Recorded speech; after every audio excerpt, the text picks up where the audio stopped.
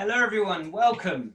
We're here today to have an open conversation around my favourite subject, food sustainability, with an incredible group of experts. I'm your chair today, Eco Chef Tom Hunt. I'm a food sustainability writer, Guardian columnist and climate change campaigner. I've been working for 20 years as a chef, but over the last 10 years, I've been specialising in food waste and sustainability, working with chefs, farmers, academics, charities and nutritionists.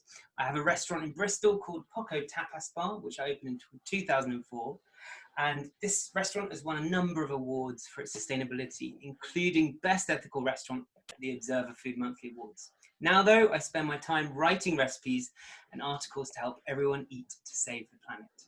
So, we're in no doubt about how incredibly important sustainability is, but sometimes it can seem like an overwhelming subject.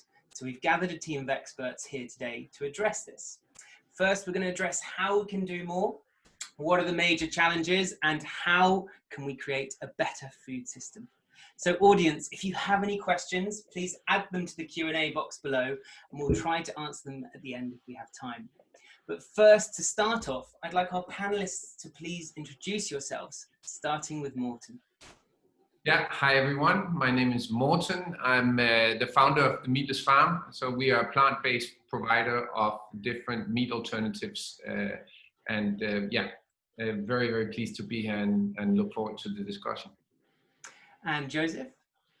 Yeah, my name is Joseph Poor. I research agriculture and the environment at the University of Oxford. My research has been published in leading academic journals, Science, British Medical Journal, and also covered in The Guardian and New York Times and other areas. Amari, do you mind introducing yourself?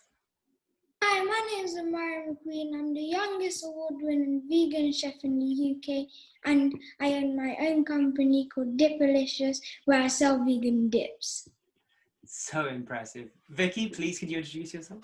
Hi, I'm a mum of two. I'm a writer and a TV broadcaster, and have, a very keen interest in sustainability and eating healthily. So yeah, thanks for having me. Thank you. Nathan? Hi there, my name is Nathan. I'm co-founder of Rethink Food. We work with schools, businesses and organisations to provide people with access to food, but most importantly, we work to educate and empower people to live food secure lives. And we use the Sustainable Development Goals as a framework and put food at the heart of the goals. Angela? I'm Angela. I'm a band-registered nutritionist. I've spent the last 12 years working with individuals on how food can help their health, help them to feel better.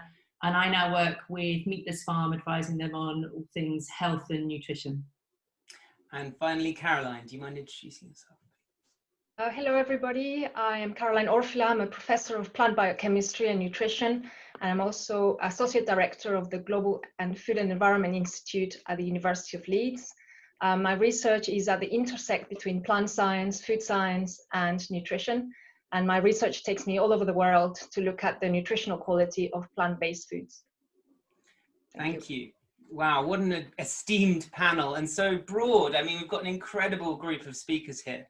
So to start off, Morten, you've pulled together some pretty hefty research to create your Plan Eat report, which has identified a real problem about how many of us feel overwhelmed about our sustainable ambitions.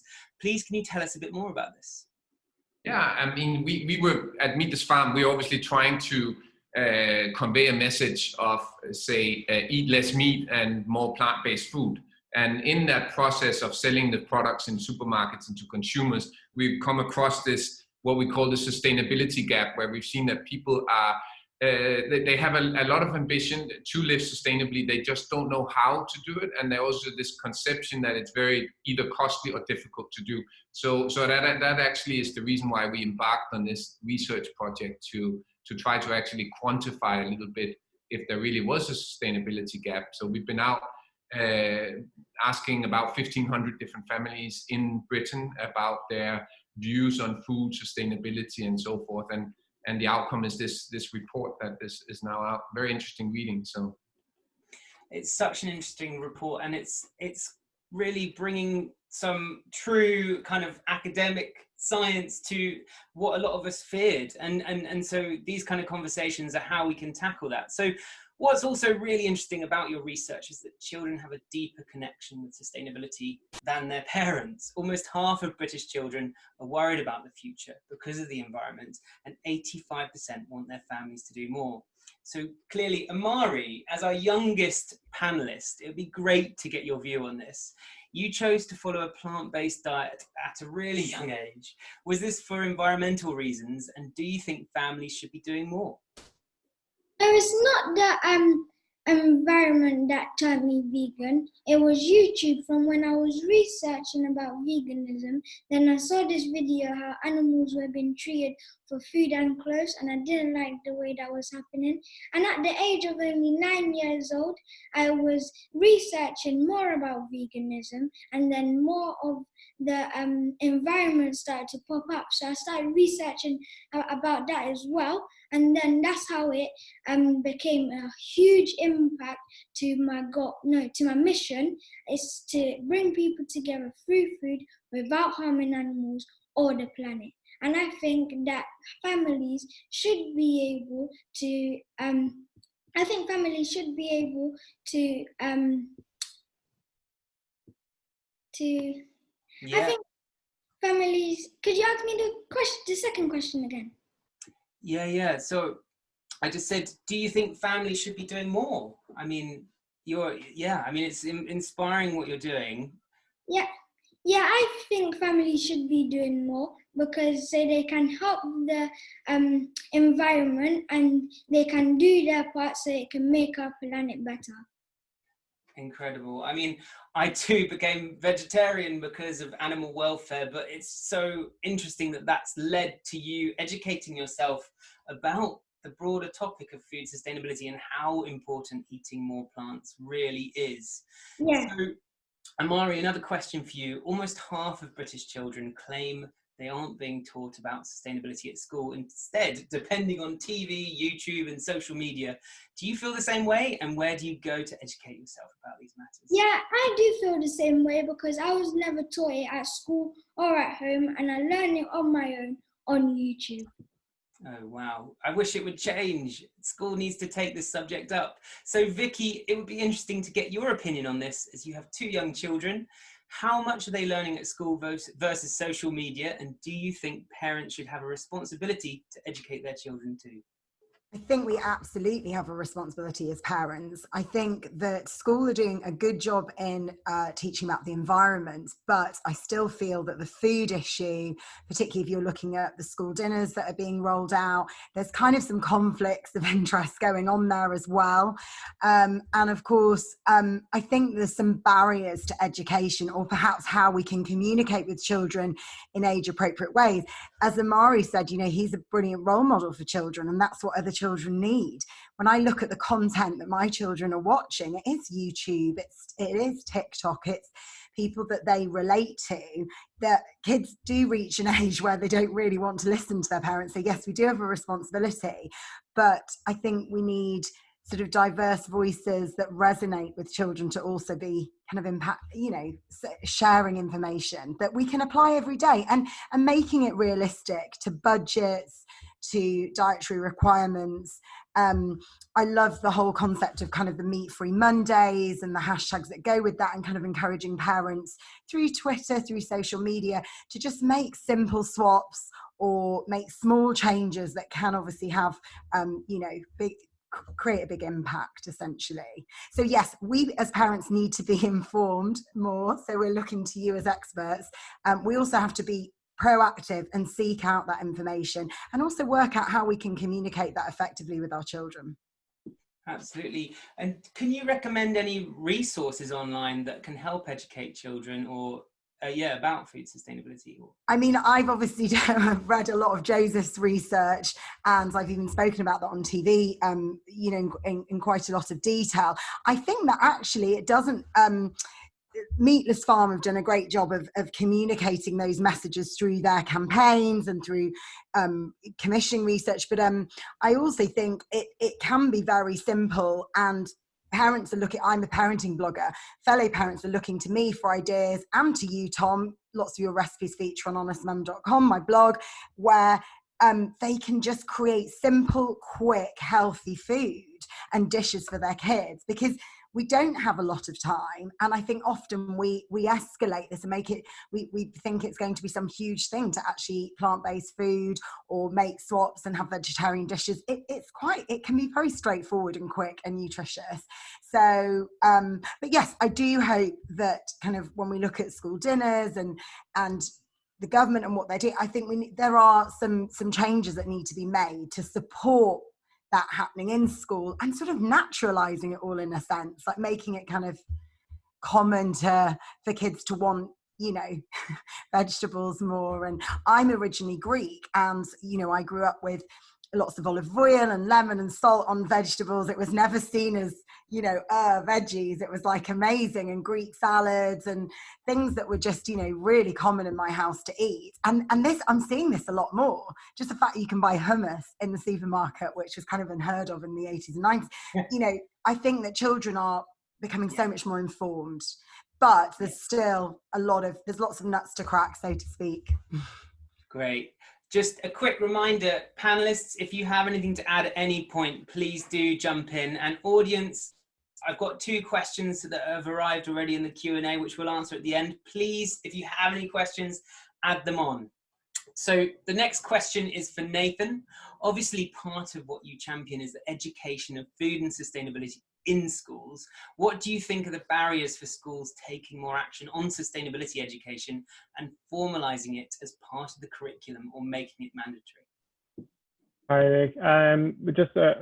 Before I sort of go on to address that question directly, I think we're talking about sustainability and food security. There is a huge focus on food security in the country at the moment, but that's in terms of people being able to access food in the short term. I appreciate that we're talking about long-term sustainability of food and food security, but I think we have to acknowledge the challenge that is faced right now caused by the current climate. But in answering your question, the barriers are, obviously, schools are hugely pressured places at the moment. There's an awful lot to go into an already stretched curriculum. So where we see great examples of this being taught in school, it's led by the strong leaders within a school who have a passion for this. So if you've got a head teacher that cares about sustainability agenda and wants to be able to do this, then you'll see that embedded within their school curriculum. Until Ofsted and the government recognise the importance of this and include it within mandatory curriculum, they assess it through the Ofsted inspections within schools, I very much doubt that it will sort of get the coverage that it actually needs. So we really need to sort of lobby government to talk to Ofsted and to see if there is a place within their framework for this to be included. And then I'm confident that once we were able to achieve that, then we'll be able to see some real quality education. And the quality education delivered by schools is really important. So through your question and how Amari sort of referenced his initial sort of understanding, that came through social media. We have to be really careful that the messages that children are getting from social media are accurate. And generally when messages are delivered through the school environment, through schools, then you get that accurate information, and then you know that our children, young people, are not being misled or picking up inaccurate information that is then going to inform the decisions that they make. Yeah, absolutely. So it's, I mean, at the moment, it sounds like it really comes down to the individuals within a school if they're going to start talking about food sustainability, but it's so important that hopefully that will change. So the next question is for Caroline. You clearly have a deep understanding of plant nutrition. What is the role of plant-based foods in sustainable diets, and where does food waste fit into all this? Thank you, Tom. So obviously from a health perspective, we know that the average UK person needs to probably double or even triple the amount of plant-based foods that they consume. And this is mainly to obtain some key nutrients such as fiber and folate. So we know that at the moment, consumption of fruits, vegetables, whole grains, nuts, etc. is not sufficient. So that needs to be increased. Whatever dietary pattern you are into, you know, that needs to be the case. You know, within the context, obviously, of a balanced diet. I think regarding sustainability, we should acknowledge that every kind of food production has an environmental cost. But plants, to some extent, are amazing in that they can use photosynthesis to sink some of that carbon from the atmosphere, therefore offsetting some of the carbon outputs. But I think I would really want to say today that also we need to move beyond carbon as the only metric for sustainability. We need to look at the whole equation, and food waste is obviously one of those key metrics that we need to think about. Fruits and vegetables are some of the most wasted categories of food, and therefore we need to look at also innovative ways in which we can make those fruits and vegetables available to more people, to have good shelf lives and good palatability as well. And so I think with those two things, I want to say that health and sustainability need to be integrated. You can't look at one without the other. And I think it's really important that as academics, as educators, as parents, have clear messages, transparent information that is accessible to everybody to make those decisions for themselves. And as Nathan said, not just for now, but for the future as well. And it seems like you're echoing what Nathan said as well about how important that the information people get from social media is correct. There's no real filters for that, is there? There's a lot of people out there kind of trying to promote these ideas, but sometimes that ends in mixed messaging. I think that you're right there. There's an overwhelming amount of information out there. Some of the nutrition and sustainability information can be quite technical and not so easy to comprehend. It's not an easy problem to solve. It's part of a huge food system problem, but I think we need to be, we need to work harder, I guess, as the creators of this information, to make it accessible, to make it so that everybody can understand what the implications are. Yeah. Just Tom, just to pick up on the food waste element, through our work, one of our programs, we divert surplus food into school communities, and in doing that locally during the lockdown, we saved 400 tons of food from waste, and we've redirected that into school communities, and schools are doing some amazing things with that. So it's when our approach sort of has removed the stigma associated with sort of food insecurity in a way, in that families take this food away from the school thinking and knowing that they're actually food superheroes, because they're making a really positive contribution by recycling and giving this food another chance. And when we're thinking about food education within school and sustainability teaching in school, I think we have to think about it as almost like a 360 wraparound, because you can teach people how to cook, but I think we've got to look beyond that, and it's about how to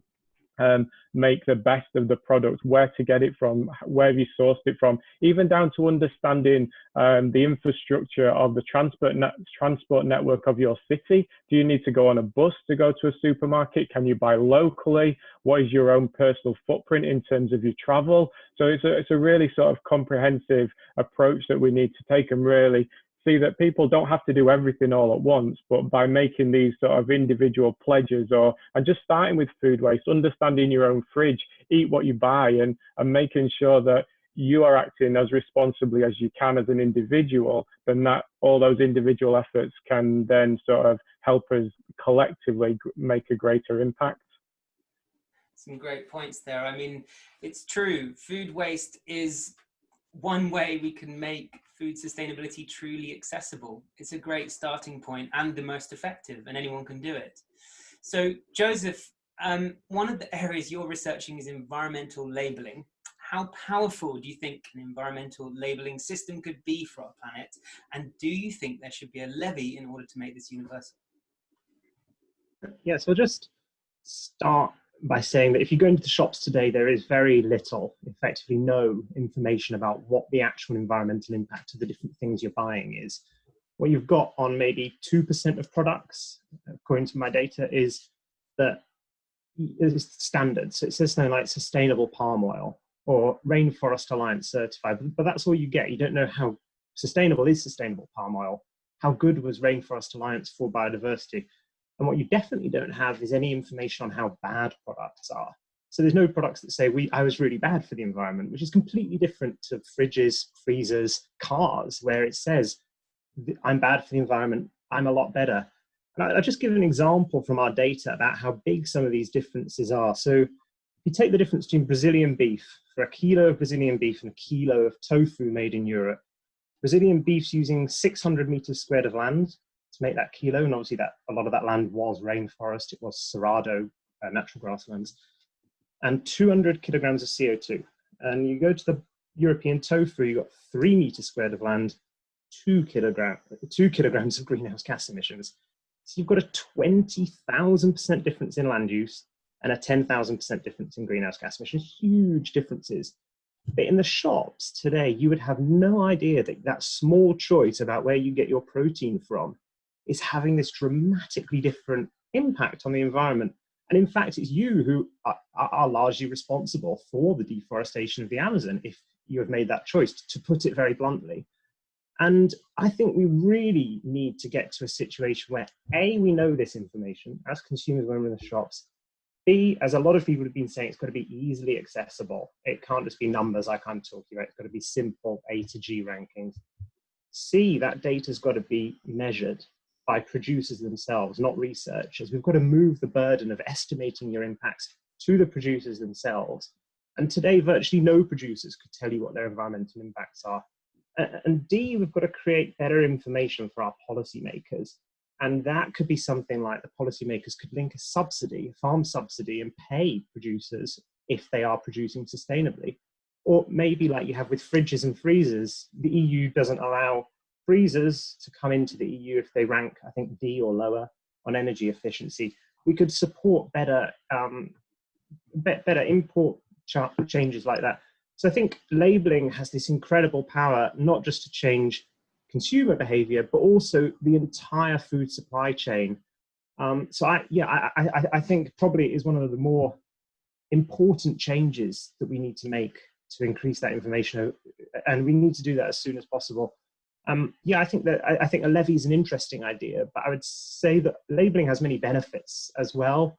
It can help you better understand your supply chain. It can help farmers get higher margins for their products. I think I'd probably explore other ways, but a levy is definitely an interesting way to go, and it could be a way to start the process. And is anyone doing this already? Are any companies starting to label their products with their environmental impact? So I'm actually aware that Meatless Farms are working on this. I'd have to pass you through to the guys, because I'm not fully aware, but there are a few companies that are doing this. And I think it's one thing like Oatly are doing, just to say this oat milk creates 0.3 kilograms of CO2, but you're like, is that good or bad? You're like, well, how do I compare against cow's milk or other oat milk products? So what we really need to do is make it not just numbers, but some comparison. And as Caroline was saying, it's not just about greenhouse gas emissions. You know, food causes many environmental issues: biodiversity loss, water use, pesticide toxicity. And I think it's about capturing multiple impacts, putting them on pack, making them really easily understandable, and making their easy to understand comparisons as well. So much common sense. I mean, from the kind of stats that are coming back from the Plan Eat report, it's clear that it would just instantly change the way people purchase their food. So the next question is for Angela. So I'd be really interested to get your opinion on what you see as the relationship between nutrition and sustainability, and can we achieve both together when it comes to food? Mm-hmm. Yeah, I mean, the relationship is very close, because what is good for one, what is good for nutrition, is also good for sustainability. And Caroline's kind of already talked a little bit to this already. But here in the UK, we've got a huge obesity problem. So we've got 2/3 of adults are obese or overweight. Almost 1/3 of children are in the same category, and that has grown at the same time as the environmental issues have sort of been tracking upwards in awareness and in severity. And actually, the solutions are quite simple, or not simple. The solutions to one help the other, because the more that there's more and more evidence that eating a greater plant-based inclusion in your diet actually has huge benefits in terms of reducing the risk of chronic disease, reducing obesity, which is the biggest driver of chronic disease. We know that eating more plant-based foods with their higher fiber, with their higher range of these bioactive ingredients, things like the polyphenols, this has a major impact on your gut bacteria. In fact, having a more diverse gut bacteria, which you get from the fiber and more plant-based food, that is a huge shift, a huge way that we can change kind of personal health. And the greater diversity that we have of fruits and vegetables, that's also better from an environmental and from a sustainability point of view. So there's a lot of parallels to this. And I think it's been interesting hearing about some of the sort of barriers that we have with sustainability, this kind of sense of overwhelm or confusion or lack of information, that I think there's also that case with nutrition. People get a lot of confusion, a lot of frustration about the messages, about what they should eat, what's good, what's bad.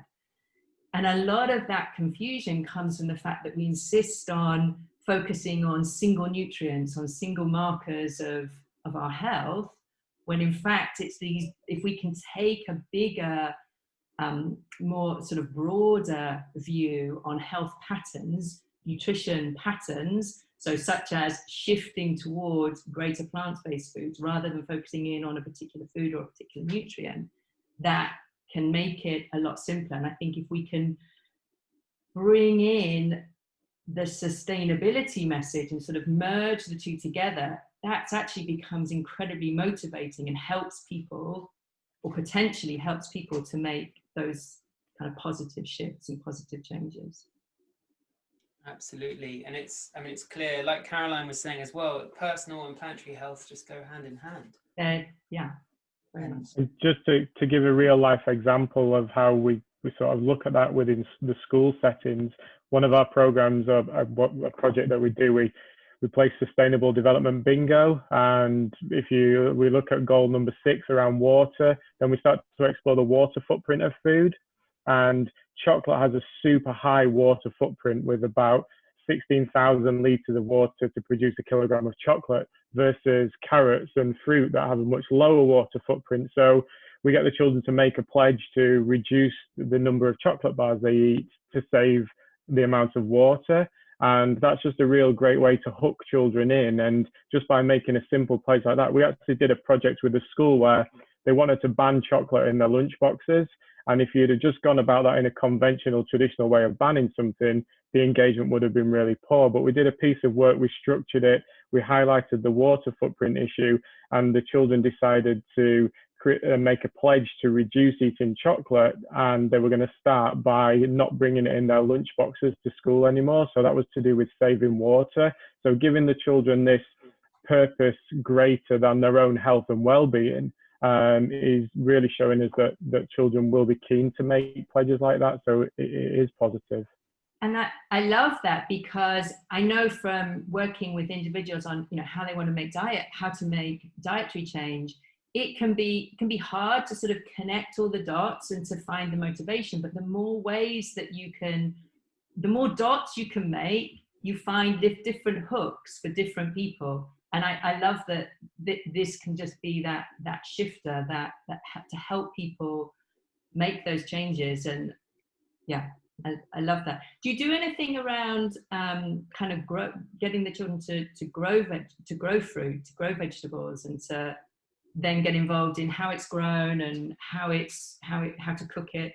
Yeah, we do. We've introduced a program of aeroponic growing into classrooms. So we've introduced soil-free growing systems where children are growing food in their classroom 52 weeks a year. We say that children start off as a scientist, they become a farmer, then a chef, but most importantly, they become consumers. So children, young people have a relationship with food brands traditionally. This project connects children with food and its nutritious, good quality food, and they're more likely to eat it because they've grown it themselves. So they've been part of that process. So, and we link that into the curriculum in many different ways. So it's a great way of getting children excited about growing their own produce. And because it can happen within their classroom, then it's more likely to be delivered because you're not having to go outside, build time in for that. And traditionally, growing in a school takes place in the spring, and everything's ready to harvest in the summer when all the children are not there. So that then can create more food waste. That being said, we do promote sort of outdoor growing as well. And I think that that's a really sort of good point to say that in what Joseph was highlighting and various other people, what we have to do is to enable our children to be able to make an informed choice. So we're not telling them what to do. We're giving them accurate information from both sides, from all kinds of different arguments. And the skills that we have to develop and that schools work really hard to develop is enabling a child to make an informed choice. And historically through school, we've seen that with cigarettes, alcohol, drugs, maybe education. But I think food is really important, and we can't be enforcing our ideas and ideologies onto people. We've got to give the children the skills to make an informed choice. So again, it's going wider than just the content of the curriculum that's being delivered. Yeah. And Okay, so before we go to the Q&A, there's a last question. I think it'd be good to finish on a practical note. So if each panelist doesn't mind telling me telling the audience very kind of quickly, what do you see as the single biggest thing we can do to help people who want to have a positive impact on the planet? Starting with you, Nathan. I would just say do one thing well over a sustained period of time and embed that within your behavioral change, and just getting that one thing can then be a stepping stone onto something else. So take that individual responsibility and just do one thing really well. I would say don't be scared to learn, and kind of, drop the sort of guilt if you feel that your practices haven't been spot on. Change can happen, so just move forward and start from today. Brilliant. Caroline? I think following on from Vicky, I would say, teach children to cook. I think Omar is such a great role model, and I wish my children cooked as well as you, and don't be afraid to experiment with plants or with foods in general, with textures and colors, and I think that way we'll add on to the amazing work that Nathan and Rethink Food are doing in schools, and we need to practice that at home as well. Thank you. Amari, what's your advice? That research is key, and the same thing I said when I was telling you guys about myself is that I learned about veganism by researching, and about the environment with researching as well. So research is key. Great. So Joseph? Yeah, I mean, I probably agree with Amari. I think research and information, and if we're going to do any big behavior changes and what we want to achieve, it's got to at least be aligned with the information, and it's got to be based on, good reasons and good evidence. I'd say, yeah, building up the information, the research. And if I can add another one, I would say education is critical, because without that, even you can't interpret the research. Angela? Well, my two tops have been taken, which was teaching children to cook and showing them how to grow food. So I'm going to add in trying to get more variety of the vegetables, eating more plant-based foods, eating more vegetables, eating more fruit, and try a really simple technique, which is just to eat one different vegetable each week. So try to sort of get that diversity in a very simple and kind of fun, like, oh, what's that vegetable? What does it do? Kind of see the curiosity. That would be my tip. Brilliant. I was going to say the same. I mean, biodiversity is a kind of buzzword at the moment, isn't it? It's so important that we diversify what we're eating and that we eat more plants. I'm going to jump in and add one other thing, which is that diversity. The more that we eat, as it starts to change our gut bacteria, that changes our taste buds. So all these kind of barriers that can be there, that, oh, I don't like the taste of vegetables, it's often because we just haven't got the right gut bacteria that trigger the taste buds. So we have to, the more that we can shift that, and that's where, why the taste is so important of a product like Meatless Farm. And I'm sure, I'm preaching to the choir with to Tom as a chef, like that, the taste can really is so important. Yeah, what's reassuring is that children are really up for that, and they're very keen to be as healthy as possible, particularly in this climate.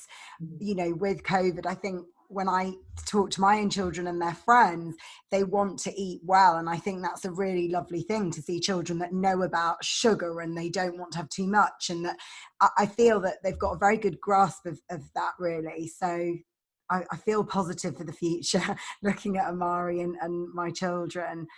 They care about the planet. They feel very responsible. They care about what they're putting in their bodies as well. So that's did we as kids, did we think that much? I think that they've become very informed by what they're absorbing and also what we're doing to teach them, and the schools, of course. Yeah, I mean, that stat we began with from Plan Eat, that children are worried about the future and the environment, and that 85% of them want their families to do more.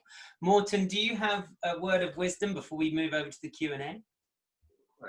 I don't know if it's wisdom, but we've been trying to. I set up Meatless Farm a few years ago because I wanted to try to break down some of those barriers that are to eating a plant-based diet. So we're trying to make it more accessible, more normal, because one of the barriers that we've seen is people's home cooking skills are limited. Do you have maybe 4 or 5, it's different for a professional chef, obviously, but for most people, myself included, I've got 3 or 4 golden dishes I know how to cook: spag bowl, lasagna, burger, and so forth. So we started initially developing products where kids could easily try this, have a successful experience eating them, saying, oh, I like this, and the parents having a successful experience seeing their kids actually eat it. So it's about bringing down those barriers to make plant-based eating easy and not some sort of guilt trip where you need to eat a lot of kale leaves in order to save the world.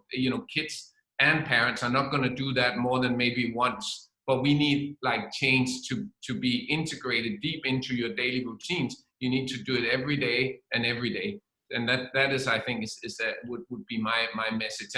And on the point about the sustainability and the labeling and stuff, it's really, really, really important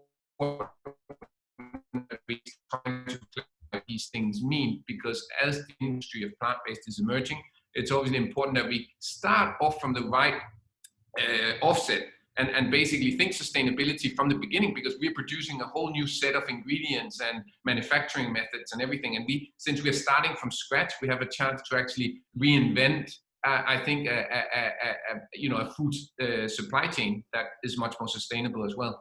And then obviously there are some technicalities in terms of how do you actually quantify these sustainability measures, so we need researchers and academics to come in and help us as industry to basically tell us what it is we have to try to aim at, because otherwise you could easily find that private companies go for profit and try to use sustainability as a sales argument rather than actually being really sustainable. So this is where labeling is difficult. We already do the labeling with the traffic lights, which works very well in the UK, and it would be great to see some concrete suggestions on how to actually do that as an industry for sustainability as well. Wow. So it just sounds like accessibility and affordability are just key to the success of a sustainable diet and making it become more mainstream. So I think we should move to the Q&A now, because we've got just a few minutes left. There's a few questions that we've got here. The first one's from Joshua Spear. He says, does organic produce really equal sustainable produce? Is there anyone who'd like to answer that question? I was thinking maybe Caroline or Angela, but if anyone else would like to chip in. I think it's not necessarily one and the same thing. We need to, but of course it's a great step in the right direction. A lot of the ingredients for the plant-based industry are difficult to find in organic format. So there is a lot of innovation and progress happening on that front as well. But it's also about soil regeneration and how the crops are grown more than whether they are organic or not. You know, there is the variety that we sort of briefly touched upon today of eating a variety of different things is very important. It's not only important for your personal health, it's also important for the land on which it grows. So you sort of don't have this monoculture that is also equally bad, because I don't know if everyone knows, but it's sort of like, it's a general fact now that for example, cows are quite polluting. But you know, if we talk about how to capture carbon, and not only to discuss carbon, but you know, soil is a great capture of these things, just as leaves are and other things. But the soil needs to be healthy and regenerative in order to capture even more carbon. So I think it's not only about organic, it's also about like what we grow and the variety of that. And you can grow a lot of these things locally. You don't need to grow them in Brazil. Yeah. I mean, I know that organic farms tend to have a much greater biodiversity of insects and wildlife on them. And also, you know, agreeing with you, Morten, it isn't just about labeling. It's about the system and the way that food is farmed. But generally that might be kind of a more organic practice, which is really about regenerating soil. Does anyone else want to add to that question, or should we move on to the... I would only add that, you know, when you have organic produce, yeah, there's some evidence that you have more, it's not more nutrient dense, but I think organic has been a helpful label in the past to sort of indicate it's been better produced. But I think there are more ways, and I often encourage people to just go for something that's been sustainably and locally produced over it being organic from a health perspective. So I think it's kind of shifted a little bit over the years. Yeah, and I think it's really important to know as well that organic food isn't necessarily accessible to everyone, whereas plants are, reducing waste is. And so it's, you know, one step at a time and doing what you can, like Nathan said, doing one thing really well and then expanding on that as a base if you can. So I think we've got time for maybe one more question. I think, okay, so the next question is, hearing that animal welfare is a driver, what are your views on cultured meat? I guess this is a question for Morten, but if anyone else would like to add, please do. Okay, so I'll just kick off really short. I think cultured meat has a future. I think these in the future needs to be right now sort of the meat aisle, and it sells you protein. But as we've already seen with the plant-based foods that are sort of penetrating this aisle more and more, I would envision a future where the aisle consists of, it's no longer called the meat aisle, it's just called the protein aisle. And there is real meat in there, which is, you know, maybe grass-fed, sustainably grown cows or pigs or whatever it is, that belongs there, and people will still eat that. But a bigger and bigger part of that aisle will then be some plant-based and also cell-based. And cell-based is obviously just another way of more sustainably growing meat. And right now the price points are a bit off, but that doesn't mean that there isn't a great future for it. We might have to wait a few years before, you know, the price comes to a level where consumers can actually buy it. But as long as it's grown in a sustainable way, it is a very humane way of feeding real meat to people if they don't want to have the meat made out of plants, which I prefer, but you know, it's just my view. Yeah, thank you. Does anyone oppose the idea of cultured meat? Everyone's for. I think I would add, you know, it's still at early stages, but I think that, you know, the population is rising, the climate is changing, and we need to look at a range of innovative solutions. So I think that, you know, at this stage, we need to consider that as part of the portfolio of what might feed us in the future, as this is a seminar about future food. And I would like to also add that, you know, to the argument about organic versus non-organic, again, you know, it can be part of the agricultural food system. You know, I think farmers are really trying hard to regenerate their land. You know, it's something that they would like to do, and I think that it will take some years. But I think, you know, by consumers being engaged with that process, I think that we can understand a lot more what's going on in the farms, and you know, and buy into that, into those big efforts that they're trying to make.